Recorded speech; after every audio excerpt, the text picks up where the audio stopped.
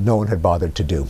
That is a positive sign. And likewise, in other debates such as global warming, the economy, health issues, to lay out the logic so that any curious person can then recreate in outline how scientists got to their conclusions. I think that would go part of the way toward remedying this gap. Well, but then I take your point, but the trick is how do you package the information in a sense? You mentioned that Richard has a new book out. Richard Dawkins has a new book out.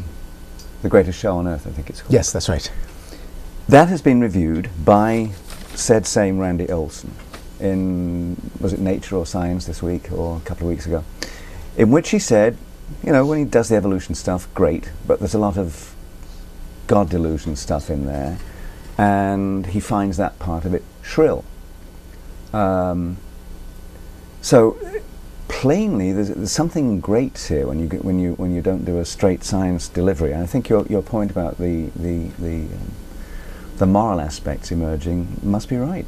I think that's a large part of it. I mean, I think my own view is that often when scientists who make the case for atheism are called shrill, they often aren't that shrill. It's just that the message is so discordant with people's core beliefs that no matter how it was put, that's how it would come off. That's my view. A lot of things that aren't shrill are called shrill, I think. And it's not clear what to do about that. You can sugarcoat the message and say, well, you can believe in God after all, and in some conceptions of God, perhaps you can. But believing in a God who actually fashions organisms or who pushes DNA one way or another, if you let that in the door, you are failing to appreciate some of the beauty of the theory of evolution, which can account for design without a designer. Yeah, and let's talk about education for a minute, science education. We were out in Boston a couple of days ago. Here's a headline, Obama, this is about a recent speech, Obama ties education and innovation. He's speaking at the Hudson Valley Community College. By 2020, America will once again have the highest proportion of college graduates in the world. All right, so a push towards education, plainly restoring science to its rightful place, the importance of science education within that, since innovation is also being cited.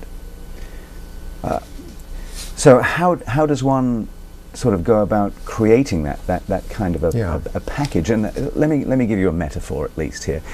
The public television series I did some years ago called The Human Quest, there was a sequence in there where I got into a cab and drove around London looking for maps of the mind. I remember that, yes. And the reason I did that was that London cabbies have to pass a test called the Knowledge. The Knowledge, yes. In which they identify all these points of interest and so on. It's been my experience, and I experienced it yet again this morning coming to your office, that most cabbies in most cities in the world haven't the faintest idea where most stuff is. They are not required to have the knowledge as London cabbies are. And my metaphor with that would be that if you want to have an informed decision, you want to make an informed decision about science, then you ought to have some basic understanding of the science involved. But the question is, what kind of knowledge? Is it meta-scientific knowledge? Is it knowledge about the science and societal effects? Or do you have to have some of these facts of the matter? Oh, absolutely. Yeah, you have to have some of the facts of the matter. And the debate as to whether one should teach scientific reasoning, critical thinking on the one hand, or scientific knowledge and facts on the other is a pseudo-debate. You really can't have one without the other. I mean, people should know basic things like how old is the Earth, how did life arise, how did planets arise, but also how do you refine your own common sense reasoning in the direction of science? How do you evaluate a hypothesis that might be circular or unfalsifiable or empty? How do you, if you have an idea, how can you test it to see whether it's true or not? How can you avoid various kinds of fallacies? Just getting back also to your question of how we can have a society that harnesses its brain power more in the direction of innovation and constructive uses. I mean, part of it is expanding the base of the population that goes to universities. On the other hand, just expanding at the bottom end and having more people who are marginally qualified in universities than not, maybe that's a good idea. I don't think that's necessarily the answer. We have another problem, and that is that a large percentage of the people at the top end of ability are sucked into Wall Street and law, where they derive fancier and fancier financial derivatives or figure out cleverer and cleverer ways to sue people. And the prestige, the assurances of a stable lifestyle that would motivate more of these bright kids to become entrepreneurs, engineers, scientists, people who help society make better stuff, cure more diseases, isn't there. I mean, I see this in my own students at Harvard, where these brilliant kids who could do anything can't resist the lure of an instant six-figure salary on Wall Street, where I think the results of the last few years have shown that something in the incentive structure has been misallocating our intellectual capital. There's too many IQ points going into Wall Street for the good of society and our collective good. Yeah. The founder, director, creator, or whatever, and CEO of the X Prize, in fact, says that you get what you incentivize. Yes, well, that's the basis of the free market, and somehow it's been there's been some kinds of skewing where the matching of intellectual capital with our society's challenges has been out of kilter, out of whack. Yeah. In fact, I hope to talk to Peter Diamandis, who I just mentioned, about this, because I think there should be an X Prize for education. Innovations in education. Yeah. Mm-hmm. How that would look, I don't know, but yeah. Another thing that I see, is that in the university education, science and scientific reasoning are really not as emphasized as they could be, and I saw that going through the reform process at Harvard when we revised the general education requirement of our students, and our students still can kind of squeak by with 2 science courses, 1 semester each over their entire career, and then 1 course in critical, analytical, or quantitative reasoning. There are many Ivy League universities in which you can get by with 0 science courses.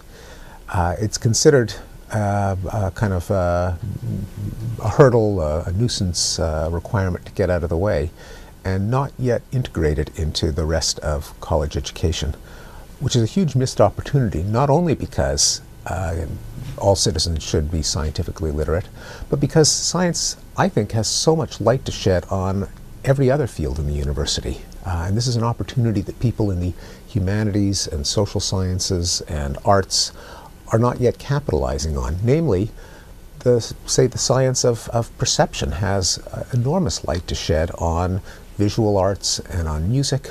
Linguistics has a lot of insight to provide on literary studies and poetry. Moral psychology could illuminate justice and jurisprudence and political science.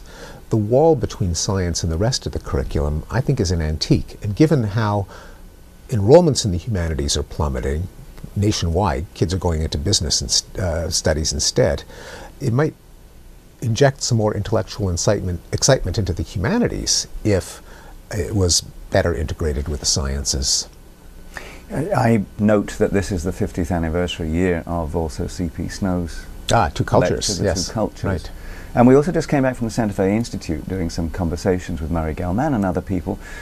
But at the Santa Fe Institute, and somewhat of a fixture there, as he's been for a number of years, is Cormac McCarthy, extremely well-known American novelist, who's also extremely well-versed in science.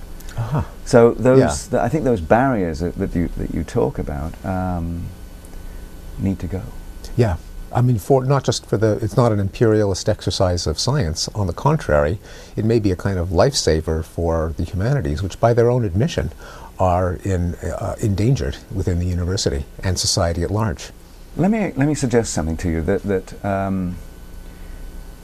I've claimed before in a conversation we've had that one of the great things about science is that it is storytelling, and there's an immediate reaction. People say, well, no, you can't just be storytelling, you have to have the facts and so on. But at its root, there's a storytelling aspect to it.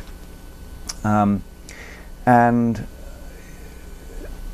part of the storytelling of science is the history of science, the great achievements that led to all these sort of things. Not the personalities, but the the